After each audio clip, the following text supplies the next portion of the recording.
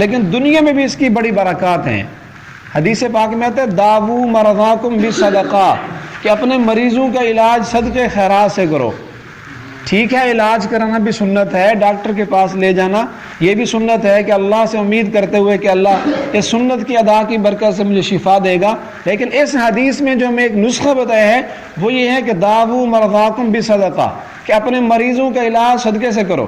تھوڑی سی کوئی بیماری ہو گئی ہے یا کوئی طبیعت موافق نہیں آ رہی تو فوراً اللہ کے راستے میں صدقہ دو، جتنے بھی جیب میں ہوں، 5 روپے 10 روپے یا 1 روپیہ ہی کیوں نہ ہو، تو اس کی وجہ سے اللہ تبارک و تعالیٰ وہ ہماری مصیبت دور کر دیں گے۔ ان صدقۃ ترد البلا، بے شک صدقہ خیرات کرنا وہ مصیبتوں کو ٹال دیتا ہے۔